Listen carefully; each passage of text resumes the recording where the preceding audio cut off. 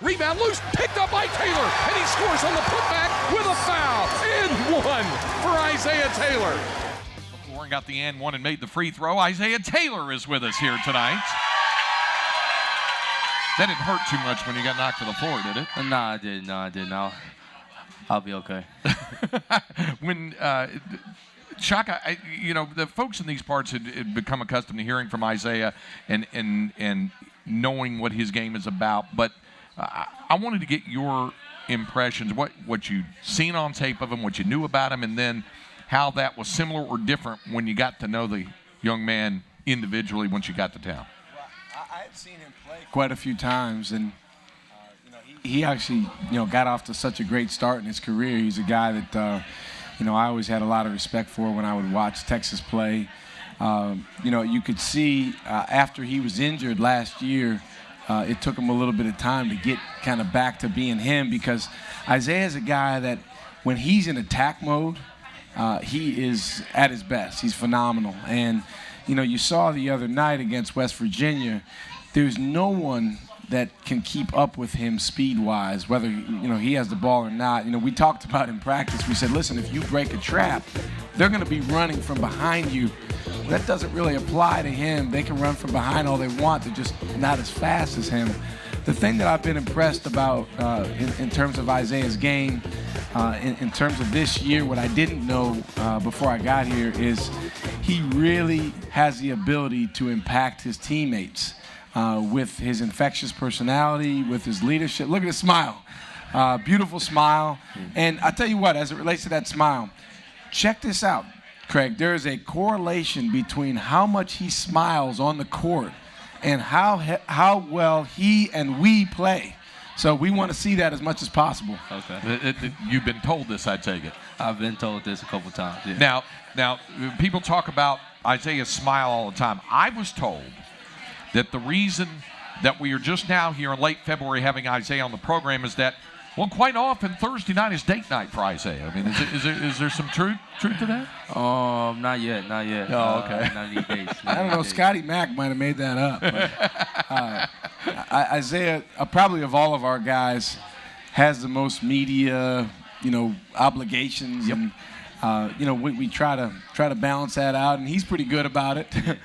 But the thing that again I've been really pleased with is just how much he's invested in his teammates and understanding that he needs them to do what he wants to do, and I think so far it's worked out well. Isaiah, on a more serious note, I wanted to get your thoughts on your impressions of Coach Smart and the coaching staff when it first started, because this isn't that much of a stretch to say this, but I think a lot of Longhorn basketball fans were holding their collective breath about what your impressions were and your decision to come back and stay and all that kind of stuff, because as Coach Smart just said, you were kind of a leader of the team. So take everybody through what was going through your mind when you met Coach Smart in the process. When Coach Smart first stepped on campus, he gave me a call. I felt comfortable with him right away.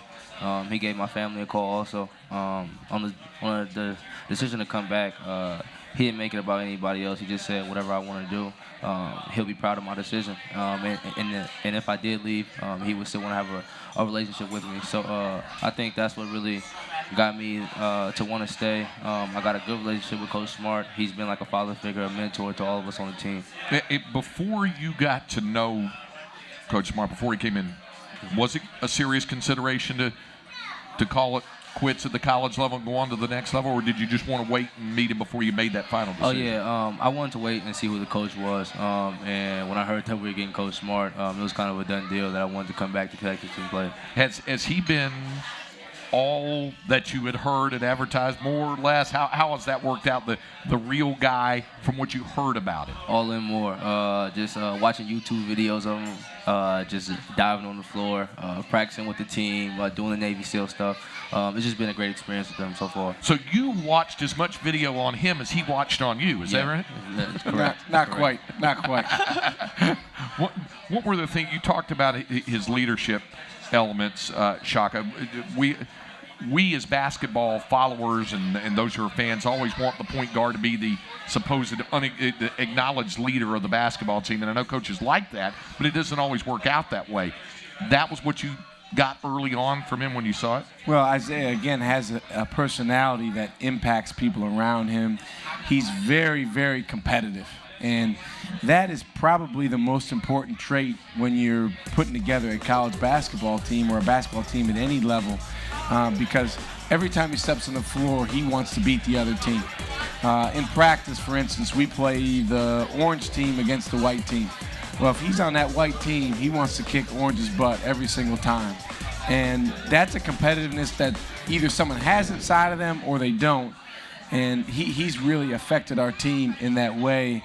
But again, I think the most important thing has been him coming to the understanding that for him to do the things he wants to do, he needs the guys around him.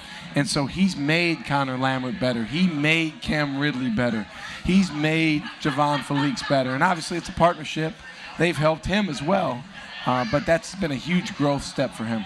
Isaiah, have you gotten also the vibe from your teammates that they want you to lead them, that they want you to be the guy out front? Yeah, Coach Smart's helped me a lot with that, just interacting with my teammates. He preaches just being connected, and I think that's something that I really embrace, especially at the beginning of the year. Just really embracing just being connected with my teammates and having them help me and me help them. Isaiah Taylor's our special guest. We'll have some more conversation with Isaiah with Longhorn Weekly, live from Pluckers. The West Campus location continues here on the Longhorn Network and the Longhorn IMG Radio Network.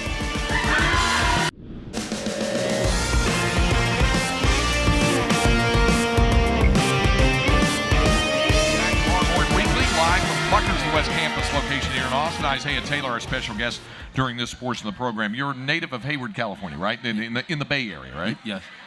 But played your basketball at the Village School in Houston. How much of a change was it from Northern California to H-Town?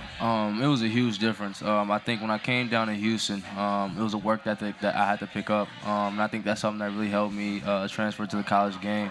Speed wasn't really a problem, but also strength and just getting in the gym every day, lifting weights, and just do what it takes to do to get better. A lot of folks don't realize the rise of private school basketball in the state of Texas, but also across the country.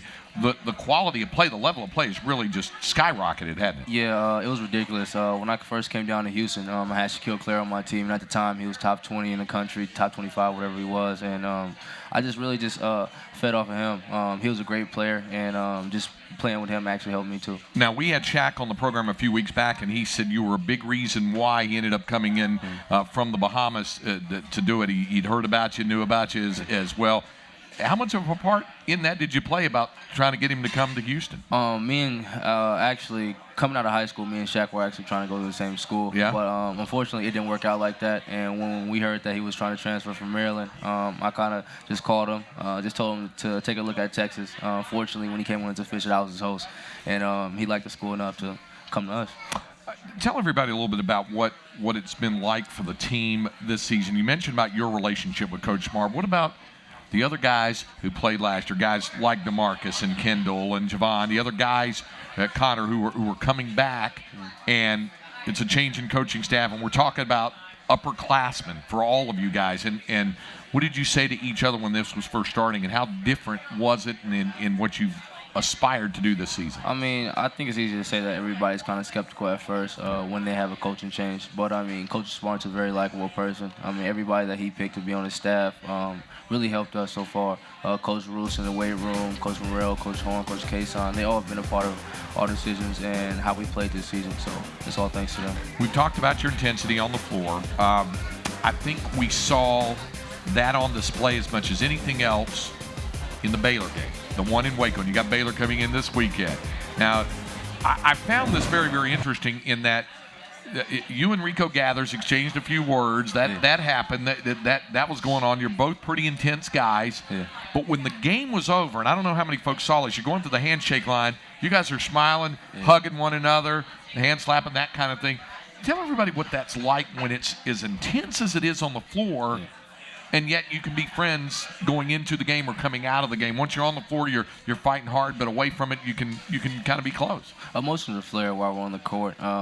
Everybody has high emotions, and during that time, me and him were going back and forth. We unfortunately both got technical fouls, but at the end of the day, it's just a game.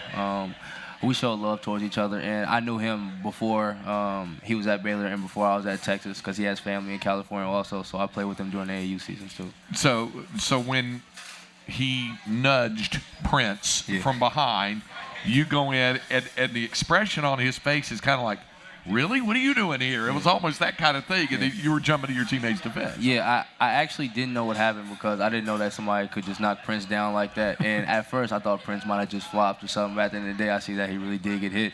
And just at the time, it was just my natural reaction just to run up Prince's defense. What do you say, what did you say to Rico then when the game was over and you guys were, smiling with one another and giving each other a hug and a backslap? He just said good game. He just said good game and just to keep eating out on the court and that we're all pushing for the same thing. Do you enjoy having the second meeting with teams this year? You've had it with West Virginia. You've had it with Texas Tech. You've got it coming up with Baylor on Saturday. You enjoy those second meetings? The second meeting is great. After scouting the team all season, seeing what they do non-conference, seeing what they do versus other teams in conference, and then playing them for the second time, I think everybody's skill level actually shows the second time because, everybody scouts you, everybody takes away what you do best, so you have to pull out everything in your arsenal. I remember 2 years ago as a freshman, you talked about how excited you were to play in the NCAA tournament. Yeah. I would imagine now, with the team performing at an even higher level, you're even more excited about the opportunity on down the road when it comes around. I am. Just being to the first weekend of the NCAA tournament, that was a great experience for me the past 2 years. Me being just so excited just to get there.